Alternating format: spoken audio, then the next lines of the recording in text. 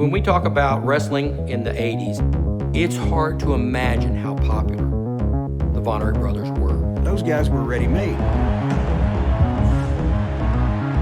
The Von Erich family could have been the equivalent of the Kennedys. It was a dynasty. It was a family dynasty. They were the all-American boys from Texas. They are real-life Texas heroes in the flesh. They didn't have to put them in a funny outfit. They didn't have to give them a different name.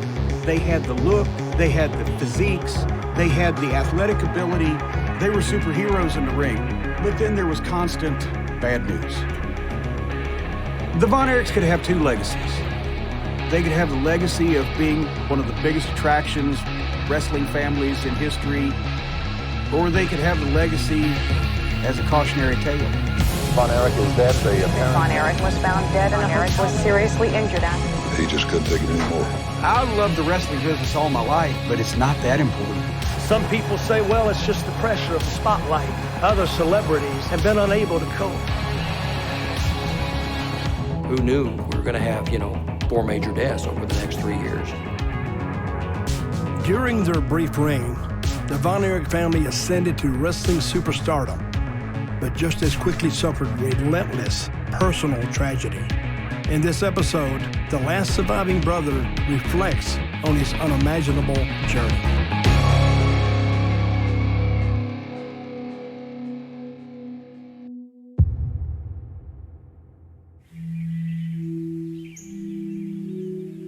I wanted to get away from wrestling. I wanted to get out. I wanted to be anonymous. And they say the Pacific Ocean has no memory. Well, here I am in the smack dab in the middle of it. Is there any other place in the world you'd rather be than here? No, this is it. It's the love and the peace and the harmony. You couldn't put a price on that, I think I'm the richest man in the world. My childhood? Well, I was an older brother, and so it was a lot of fighting. I could overdo that power of being a big brother, so I learned not to. But man, they adored me, and I adored them. There was this us against the world kind of thing. Please, don't think I'm in a bad way, that I've suffered at all. I consider myself the luckiest man in the world. These are some hunting pictures. We always hunted with our dad. These when we were real young. We lived in this 16 acres in this little shack. That's how we lived out in the country when Dad was wrestling. And then here's a shot just about 2 miles from this spot is this farm. And this is where I raised my boys. My dad always said, whatever you put into something is what you get out of it. He was a really good wrestler, a solid wrestler. There's no way I can be objective. I think he was the best of all time. But he was a vicious wrestler. My father, wanted something different. If you want to be a bad guy, you be the best. And so, as far as my dad was concerned, a Nazi was about the most despised creature could be, and he was a Nazi. Fritz Von Erich from Berlin, Germany. Here we go. He could create a lot of heat just coming across as the German hit the ring and was going to beat up all the Americans. My connection with the Von Erich family is I was Fritz's right-hand man. Fritz was the main event. He was a huge star in the 50s and 60s all over the country. If you're wondering what qualifies me to be a pro wrestling expert, it's simple. Almost 50 years of obsessive collecting, hoarding, and research. So Fritz had gotten the reputation as the toughest guy in Texas. As little kids, our dad being the bad guy, we didn't see it that way. So watching wrestling to us was torment. When the crowd was cheering, we knew that was bad. Because without a doubt, he was the most hated villain of all wrestling. And so one brother would have to watch while other brothers would cover our ears and eyes and wouldn't look. And the other brothers say, Dad's winning. So we'd start watching again, we were so into it. Fritz also developed the Iron Claw. Master of the Iron Claw applies it as only he can. The claw is a hold that my dad invented. The crazy thing about it is that after years and years of doing the claw, you get scary, crazy good at it. You just grab and you do this, squeeze the guy in the temples with your big hands. That's it. My name is Dave Meltzer, and I've been writing the Wrestling Observer newsletter since 1982, so it's been pretty much my entire life. Fritz von Erich was actually wanting to get out of wrestling and raise his family and do a lot less traveling. It was always the goal of wrestlers in those days to buy a territory, become a promoter. That's where the real money was. Fritz had a big office, and he's the boss, and he's the promoter with world-class championship wrestling, but he was also a very strong business person. Almost every wrestler that became a promoter, you wanted your sons to be great wrestlers so they can be the stars of the next generation. I don't know that even if he realized how big a stars they were going to be. We got into wrestling because we wanted to be like our dad. I was born into wrestling. One good thing about being brothers, we knew exactly what was going on. It was beautiful. Almost should be illegal what an upper hand we had on other teams.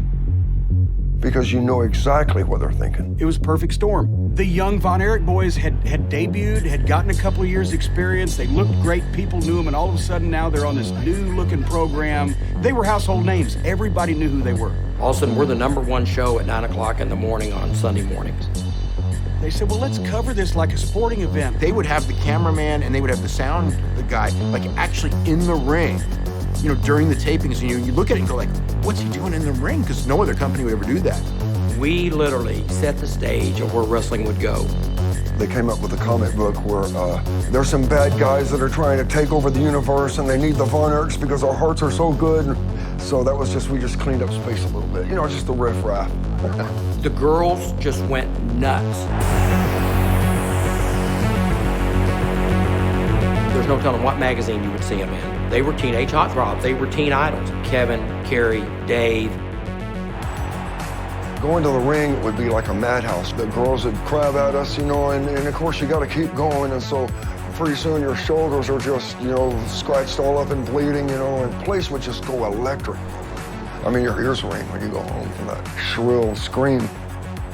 That was what we shot for. We wanted that feeling, that intensity to stay that way until it was over. Carrie was the star. Carrie had the movie star looks, had the physique. He had great personality, just charisma. I've never seen anybody that had his strength. David was the best performer in the ring, all around, psychology, movement, etc., athletically. David used to go to the ring with the big yellow rose, and he was considered the yellow rose of Texas. Dave was a technician. There was not a hold you could surprise him with. Kevin, I think, was the athlete. He was just insane, the things he could do. He was probably by far the best raw athlete of the bunch. Then Mike didn't have the size as the other brothers. He was real close with his little brother, Chris. Chris, funny guy, just loved life. The Von Erichs epitomized God, family, and country. They're heroes, completely more popular than movie stars and more accessible. From the time the kids were young, if they won an award in school, athletic award, it was talked about on the television show. And they were in wrestling magazines with pictures out hunting or fishing out in Lake Dallas with their famous father. They grew up in the public eye. They grew up on television. That's a lot of pressure. I'd like to say that it was, you know, clean-cut guys, but I think people realized we were human. But you could guarantee us that we had pure hearts and we had good motives, and maybe that was something real about us, that we were family and we did love each other and care and regard our fans as sort of people and not tickets. And so to their fans, they were more members of the family in some cases. There's something about those boys, every one of them, that everyone loves them, and I love them. So literally, it was almost like I think everyone felt like they were the parents. And they had watched these kids grow up. They were busy on the road, because you gotta realize, it's a 365-day job. In other words, these guys were wrestling everywhere, sometimes 2 times a day. The talks were already out there that David could be one of the top prospects to be the next World Heavyweight Champion. David was the worker. Everybody universally said that. He would have been the guy the NWA picked. Even before Dave went to Japan, he was sitting with my mother at the table, and I said, Dave, I just had that really bad feeling. I was sitting there looking at him, and was looking more and more pale to me. I got a phone call and was asleep. To this day, I can't stand a phone call before daylight. It just tears me up. This voice says, David Manning, Joe Higuchi, All Japan Pro Wrestling. David Von Erich dead.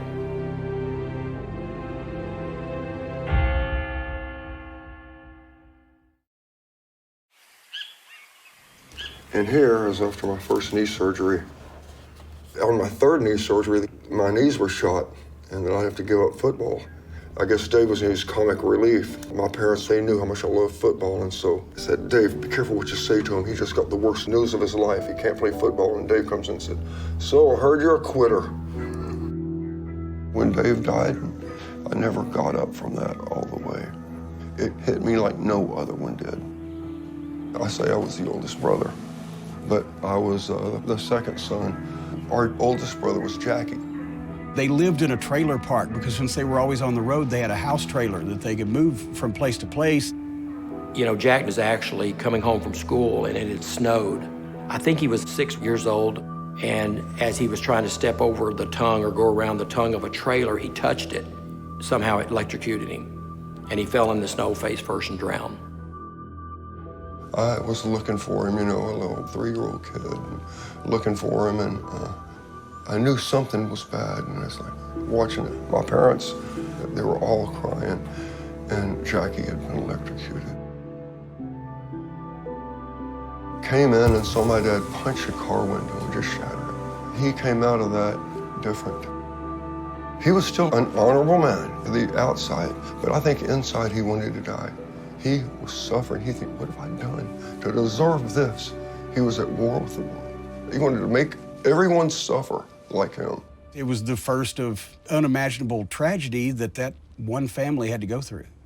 When it came to David Von Erich, getting the news that he passed away, it was about 2 in the morning, and the phone rang, and picked up the phone, and this voice says, David Von Erich dead. And I said, so what happened? We find in room dead. It's 2:30 in the morning, and I'm trying to decide, how do I get this news? Back then, there weren't cell phones. And so I got in my car, and I'll never forget, it was just coming daylight. And as I pulled in, I could see Fritz in front of the motor coach in the window.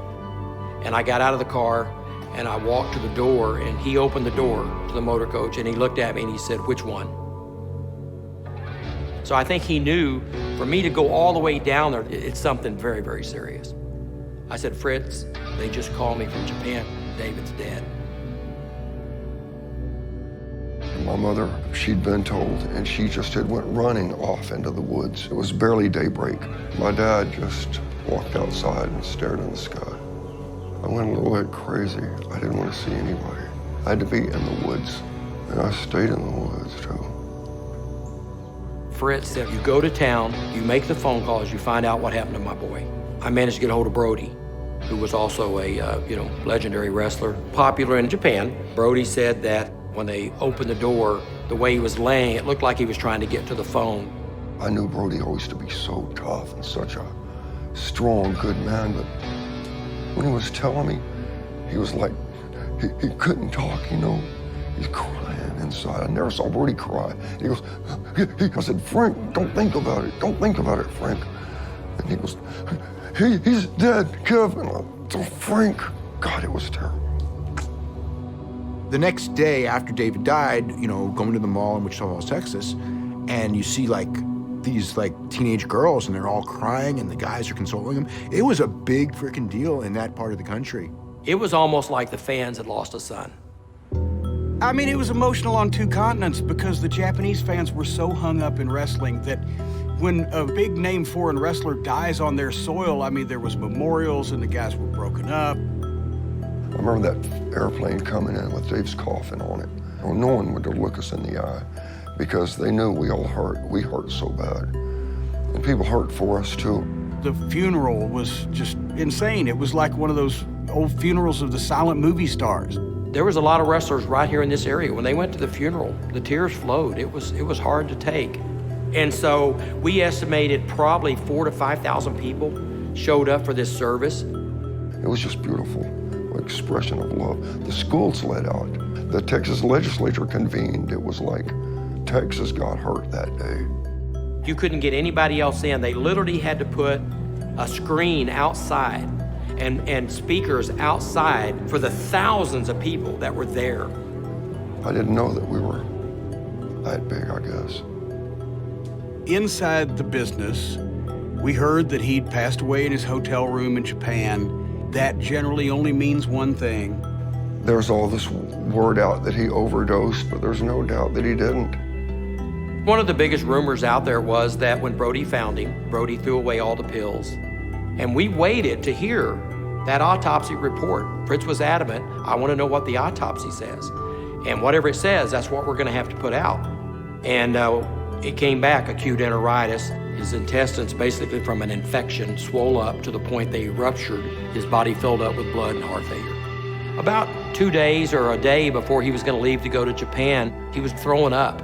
Fritz was very stern about, you make the shows you're booked at. So he left and went over there. No, I'm telling you what really happened.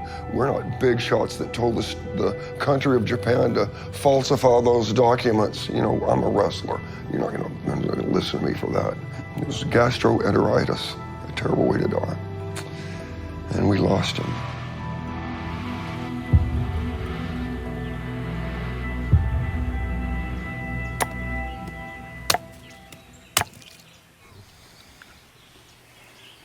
Every man's going to die.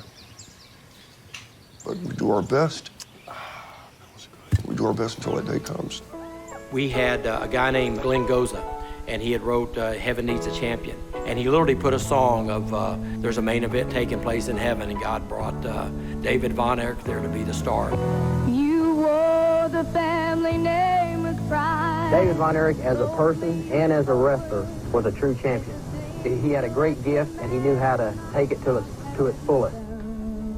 After David's funeral, Fritz would hold the Parade of Champions event in his son's honor, which at the time attracted the largest crowd ever to watch a wrestling event in the United States. There will be a new world's heavyweight champion crowned on that afternoon. The brother of David Von Erich, Kerry, was going to challenge Nature Boy Ric Flair for the NWA World Championship that had always eluded the Von Erich family, and this time he said, I'm going to win it for David. We were adamant. With the NWA, National Wrestling Alliance, we had to switch that title. I think that's where we saw Fritz had some clout. The dream of my brother is now my reality. Leading up to that match, we knew it was going to be big. We didn't know how big. But all of a sudden, you got 42+ thousand people at Texas Stadium, and they're there to see one thing, that title change. Your referee is David Manning. Here I knew I was going to go down in the record books. The title was changing that night. I was super happy for Kerry. I thought he'd make a great champion. Here we go. It was incredible. And it's the Iron Claw. You can feel the tension.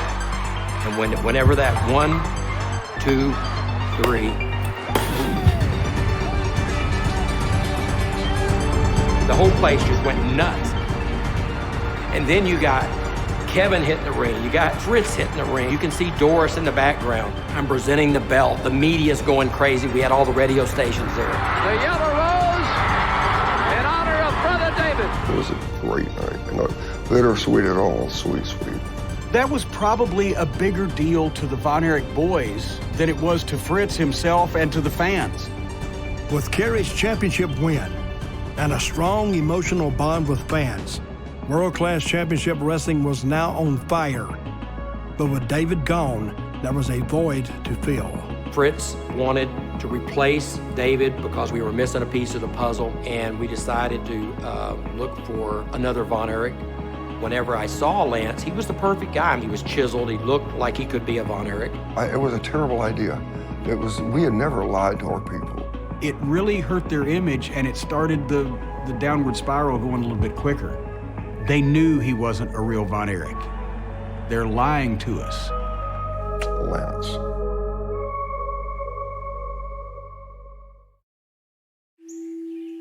Growing up, of course, we wanted to be just like him. He's like real-life Tarzan, you know, climbing trees. Any river he sees, he gets out of the car, he'll dive in it, doesn't care what's in it. We saw that fearlessness in every situation, not only in the ring, but in life. And you know, that's what we wanted to be like. And we're just grateful to God that we can follow in the footsteps, and doors are opening in wrestling, and you know, and we get to, you know, pick up where the Von Erichs left off. Kevin and I had talked, you know, I go to Hawaii and see him. He's got 2 great boys now, Marshall and Ross. gosh, they're so talented. And when I look at them, I see the brothers. You're just kind of crazy. Thanks. Can you tell us the story about Lance Von Erich? Yeah, Kerry and I were dead set against that. Of all of the angles that happened in the final years of world-class wrestling, Lance Von Erich was the worst. They needed another Von Erich. Overall, it did a lot more damage than it did good. And then when they got on the outs with Lance and tried to disown him, the fans just said, well, you're the ones that brought him and sold him to us. That's where I think people lost a lot of faith. I have to say, Kevin was dead set against it. He felt it could get exposed and that Mike would be able to step up and take the role. People shouldn't say that Mike wasn't an athlete, because he sure was. Mike was an incredible athlete. The fourth Von Erich is getting ready to start wrestling. Mike got involved in wrestling, and he wanted to have the size as the other brothers, and he worked out hard. You know, he had the drive, he had the stamina, so it was hard for Mike. Mike was a great guy, but he wasn't cut out to be a wrestler. Mike had to walk in there and be David Von Erich and be a main event wrestler at 19, 20 years old, and he wasn't a great athlete. The only thing he had going for him is that he was called Mike Von Erich. I mean, he just didn't look like a wrestler at all, and he's in there with like Ric Flair and these big, great wrestlers who are just carrying him in these matches that are just painful in a sense to watch. The injuries did bother him, you know. He was wrestling in Tel Aviv and against Gino Hernandez. Gino pulled just when he wasn't ready, and out it came, and this time it tore a lot of ligaments. Only a year after David's death, Mike dislocates his shoulder in the ring and is rushed to an Israeli hospital. They perform emergency surgery, and soon after, Mike is flown back to Texas. They literally took him home, and all of a sudden his temperature is sky high. The fever hitting over 105 is what did the damage, I think. I put him over my shoulder and walked down the steps with him, and put him in the car and took off. Mike Von Erich, hospitalized for routine shoulder surgery, sustained a staph infection that escalated into toxic shock syndrome. It was toxic shock syndrome, what they called it. And the doctor comes out, and he said his blood pressure has plummeted, his organs are starting to shut down. He said, we've done everything we can do. He said, I don't think Mike's gonna make it through the night. You know, they told us, say goodbye to him. The hospital was getting like 250 calls an hour where they had to hire on extra staff. People had been offering to donate their liver and their kidneys. We were in the room, and Gary Holder, who was considered the chaplain of world class, was there in the room. Gary Holder said that, God, you stand on your word. You said, anything we ask in Jesus' name, I will do it. That's when I didn't even look up. I thought, that's disrespectful. You went too far. He took the Bible, and he slammed it down on the table. And he said, God, there is your word. So keep your word, God. And it was less than 30 seconds after Gary finished praying. The doors opened. Bill Sutker came in the room with this other doctor, and his exact words were, I'm not sure what happened, but everything's functioning. His temperature has dropped, so let's see where we're at. They couldn't believe it, but he's a fighter. And I want to thank everyone out there, all my good neighbors, for your prayers. 1 week later, we rolled Mike out of the hospital. He might have rushed it a little bit. He was so anxious to get back. And so we did a big press conference. I know I'll be back. I can't wait till the Cotton Bowl show. I'm going to be there. Do you have a message for your fans? Yeah, be at that Cotton Bowl show if they want to see me back my very first time. I saw on TV, well, Mike's going to come back, and they were milking to it and trying to get people interested in it. I just didn't see how it was going to work. And when he first came back, I was like, God, I don't know if he should come back and wrestle. He probably shouldn't have wrestled to begin with. He looked really gaunt and hollow. I wondered if there was brain damage. And that's what he attacked a stoplight, attacked a parked car one time, just rages, you know, nobody in the parked car. But they always wanted a feel-good story at the end. And it always worked when it was stuff that they could write. But when it was real life and they couldn't control it, it didn't work. You got to realize when Mike came on the scene, the brothers were superstars. So all of a sudden you had big shoes to fill. And I think that was a lot of pressure that went on Mike. and early Saturday morning, Von Erich was arrested on suspicion of drunken driving and possession of marijuana. The Von Erich family attorney assisted Mike during his release from jail. He would be the last person to see him alive. Mike missed an event. If you were a Von Erich, you didn't miss an event. I remember that night, wondering where Mike was, what he was thinking. They had a bulletin out everywhere, had all the police looking, and it was, I want to say, 2 days, maybe 3, before they found Mike. The news of another tragic death in the Von Erich family has hit hard. Mike had not been seen since Saturday and reportedly was depressed about being arrested the night before. As his mother and brother looked on, the family's worst fears were confirmed. Professional wrestler Mike Von Erich is dead, the apparent victim of suicide. He overdosed. It's so sad. Everybody was just so sad. It'd be Dave and now Mike. Yo, I didn't know this thing was going to get so emotional. Maybe I got dad. These are 3 big things, I guess. So you guys, could I take another break for just about 10 minutes? Oh, yeah, of course. That was taxing. And once again, another Von Erich brother is called upon to step into the ring. Chris Von Erich was the worst part of the whole thing because he had had health problems. I'm sure he wanted to be like his brothers because his brothers were his heroes. Kevin was actually helping Chris work out. He had to work 10 times harder than everybody else. His body wasn't built like his brothers. He wanted to be a wrestler so bad. It's not gonna happen. The Von Erichs were believable heroes to thousands of fans. But continual misfortune chipped away at their image, and they would have one last desperate attempt to revive it.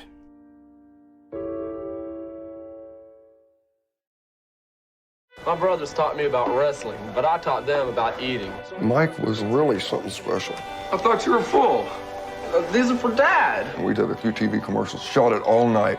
For a joke, Carrie puts all these foot products over in my thing. I didn't even notice it. This is a gift from a fan right here, really old picture. We loved our fans, and to this day, they're the most loyal people in the world. We wanted to be like good and be good examples to kids. And you know, after Dave's death and Mike's death, you feel like you're letting everybody down. It's really hard.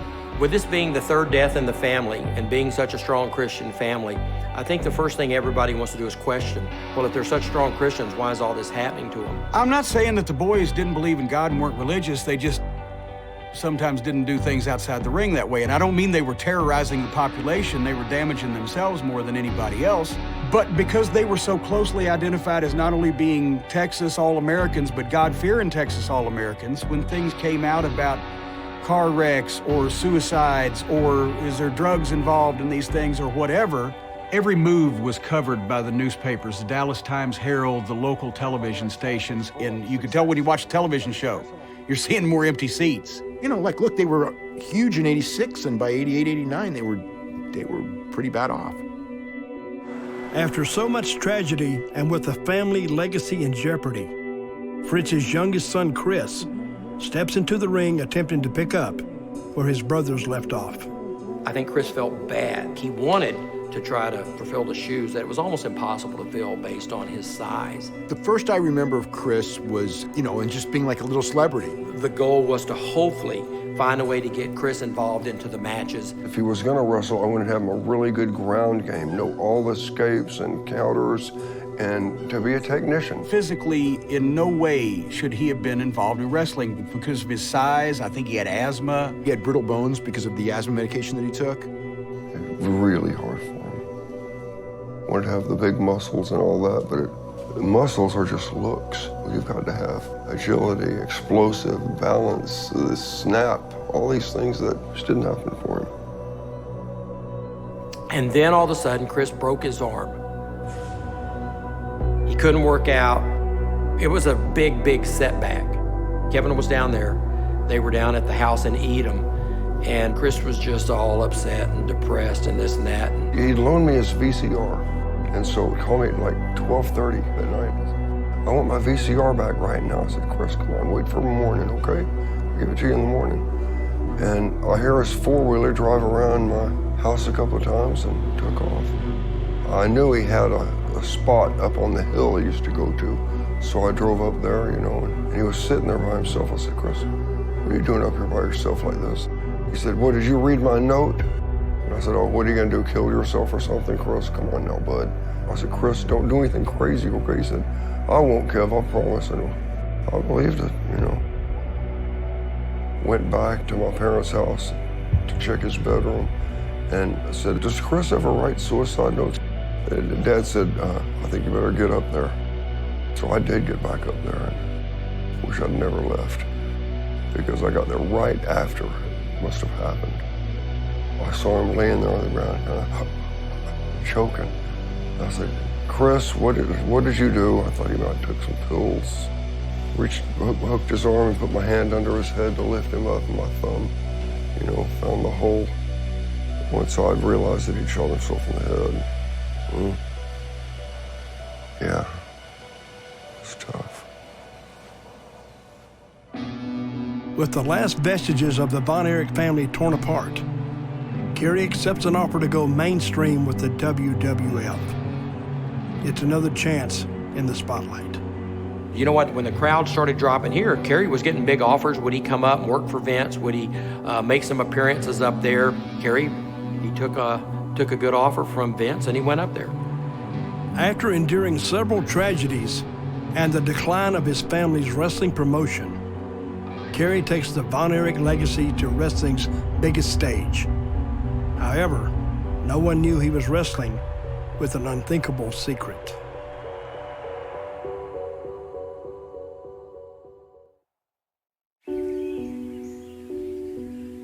This is a school picture. What a cute little kid. Were you guys like really curious kids? Like, were you really like active? And Kerry and I just showed off for each other all day long, I think. We just so we took a chance a day. It was like, yeah. A lucrative offer made to Kerry by the WWF was an opportunity to revive the Von Erich name. However, a secret from his past was slowly catching up with him. Kerry was supposed to be wrestling that night. I want to say Austin or somewhere. I get the phone call. Kerry's been in an accident. It's not life-threatening, but he really busted up his leg. Kerry was riding his motorcycle and ran into the back of a parked police car. I remember Rick Hazard, I saw him, and he said, holy cow, he said, his ankle looks like an alligator chewed on it. When they made the decision to amputate, I would have never, ever thought it could be kept secret. I guess Fritz thought they didn't want to make Kerry look weak, especially after the other tragedies, so they tried to hide the fact of his foot situation. He wanted me to promise to hide that, and we all promised. Anything we said to each other, if we gave our word, that's an oath. We weren't going to let Kerry down because he was ashamed of it. In Kerry's mind, I'm a fake. You know, the injury done on this leg. Yeah, what about it now? Before, it was almost to the point where I almost had to have my leg amputated. Now my leg is back. It's coming on strong. Everyone was sworn to secrecy over about a 5-year period there.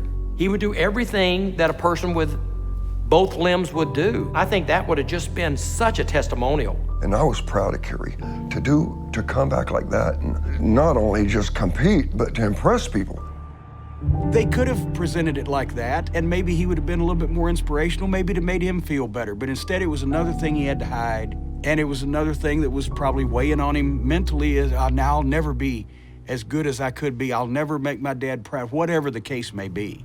With his transition to wrestling's grandest stage, Kerry found himself a small fish in a big pond. But with a new identity, it was a chance to reboot his career. Vince brings in Kerry Von Erich, the modern-day warrior, is one of the biggest superstars of that period. I mean, it was like he still had the physique, but introducing him at that stage of the game to a national audience when he was physically limited, it just wasn't the same. And he quickly drops the Von Erich name, tells him you can't do the claw. His name is the Texas Tornado. And they just call him the Texas Tornado. They didn't even call him Kerry Von Erich. All he had going for him is that he was Kerry Von Erich. When he was there, things were going down. I mean, it was not a secret things were going down. He had, a series of drug-related issues. He was not happy at all. Kerry didn't handle the fame well. You've seen he's always out with rock and roll people and all. And I was more of a family man, It's probably what saved me. I know it saved me. Kerry was doing drugs. You just knew it. Once he went through the accident, they immediately fill him up with all these drugs. They got the painkillers in you, they got the pills they're giving him. That was not a good path for him. Because of the drugs. He was on probation at the time, and then he got arrested again. And, you know, he was afraid because of the probation violation that he was going to go to jail this time. I remember he went to his wife and said, I'll go to jail if you promise that when I come out of jail, you'll take me back. And she wouldn't promise him that. He talked about what Chris did in glowing terms. It's like, can you imagine the guts it took to do what Chris did? You know, I was like, that's pretty scary when you hear people saying that. He told me he was going to kill himself. I said, Kerry, you couldn't do that to me. He said, Kel, what are we going to do then? I said, we'll do something, but we sure as hell ain't going to die. He said, I'll tell you what, Kerry, let's, you and me, let's go to Alaska. Let's take our 44s and let's just get charged by a polar bear. We got 6 tries. But I thought it'll be good for me to get along with Kerry, and there's no drug dealers up there, so it'll be great. I wish we'd have gone up there with our 44s. On the morning of February the 17th, 1993, the same day Kerry was scheduled to be indicted on drug charges, he took a drive out to his father's ranch. Called Dad, and he said, can't talk, busy. Well, he was pouring a driveway, and I was gonna tell him Kerry's in a bad way, and he's gonna head it out to your place and hold him for me till I get there. I tried to call Dad a couple of times and could not get through. Fritz was continuing pouring concrete. Kerry came, walked up, gave him a big hug and said, Dad, I love you. I really, really love you. Kerry got in the Jeep and took off in the Jeep. And so Dad's sitting in the house, wondering why Kerry's been out in the field so long. He said he went and looked and his pistol was gone. The 44 he'd given Dad for Father's Day. And when he went down, there was a clear out area down there and he saw the Jeep parked. With one glove laying on the seat. So he knew then what was happening. He had taken the glove, the shooting hand. Fritz said he walked back, there was a little row of trees. And there Kerry was. He was dead. Shot himself in the heart. Problems began to pile up. He just couldn't take it anymore. Dad found him and he said he'd never seen such a peaceful look on Kerry's face. Must have hit him just right. Kevin said the one thing one time almost made me cry. He said, I used to have 5 brothers, and now I'm not even a brother. Over all of that, Fritz and Doris had split up. I thought my dad was taking it like a soldier, you know. My mom was really getting hit, though, and she blamed him. It was bad. The last 10 years of his life was not a picture of what I would call hell. You would have never thought that he would have outlived 5 of his 6 sons. Dad, could you tell the story, though, of that day when Granddad pointed that gun at you? Now, when he got older, he had brain cancer. You know, it was not making sense, some things he said. He was questioning God. Well, he got that gun out, and he pointed the gun at me, and he said, you'd kill yourself, too, if you had the guts. I said, Dad, it takes guts to live, not guts to die. And he pointed the gun at me. He said, you're afraid, aren't you? And I said, no, sir. You gotta remember, there's brain cancer involved, and I didn't know if he's gonna shoot me or not. I said, Dad, quit pointing the gun at me. I said, quit pointing the gun at me. And I jumped out the door because I could see he's thinking. I'm not gonna let cancer decide if I'll live or die. You know what, I was glad he died. I want him to quit suffering. He had seen him suffer too much. What a good man he was. Way deserved better than that. What a good man. The immortal Fritz von Erich.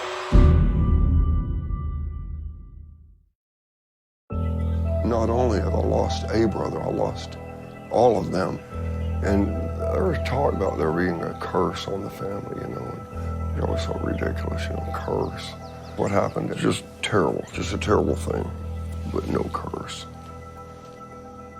So what happened with you after this? I mean, obviously you went through a really difficult period yourself.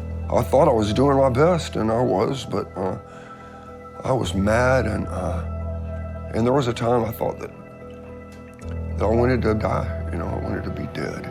And I knew I wasn't gonna kill myself, but I just wanted to fight anyway. And prison felt like the perfect thing for me. I was gonna steal a gun, because I knew how much people hate guns. If I stole one, that's prison. Lo and behold, I tried it in a Lubbock gun store with a bunch of good old Texas men in there. went to steal that gun, and that old man that owned the stop was looking right at me. Put it down my pants, and I stiff-legged walked out of there. Where I stopped and looked at him like, you got something to say?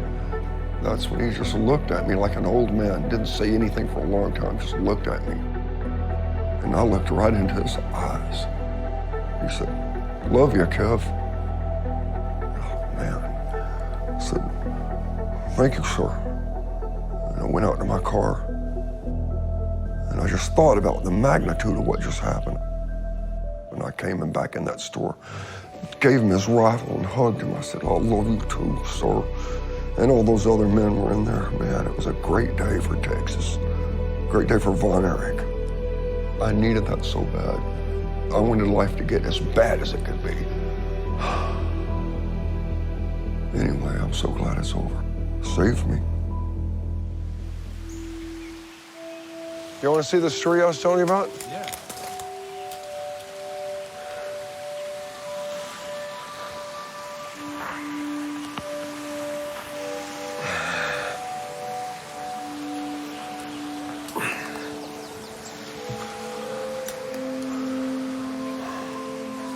This is my desk, my office.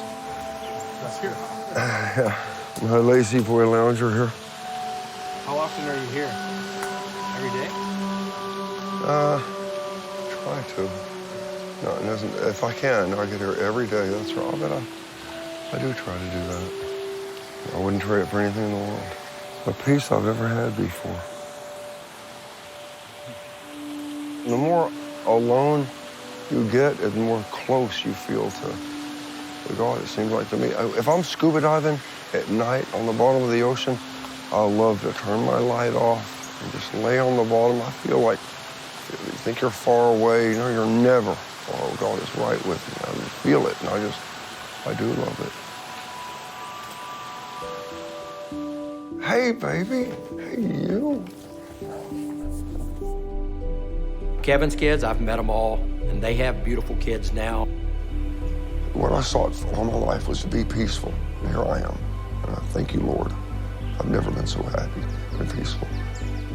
There's always kids playing here. It's the highest and best use for the land, for sure. He's been through so much chaos and stuff, and so for him to end up in this kind of just peaceful environment, you know, with the, the animals and everything, he's just like so at home and just so, he loves it. I'm lucky in a way that I found that the only thing that lasts is family. You see Ross, and you see a little bit of Carrie, and you see Marshall, and you see the athleticism of Kevin, and you see that big body of Dave. And then in both of them, you see the Von Erich. And so, hey, who knows? Maybe the story will continue. Kevin officially retired on July the 17th, 2017. Wrestling his last match alongside his two sons in Israel, where the Von Erich family name is celebrated to this day. You know, I've seen the huge crowds. I've been the guest of honor. I've been, a celebrity. I've been what everybody thinks they want. I've had all that. And it's not satisfying. Is this all there is? What is satisfying is dinner with the family, children laughing, real joy. That's the truth.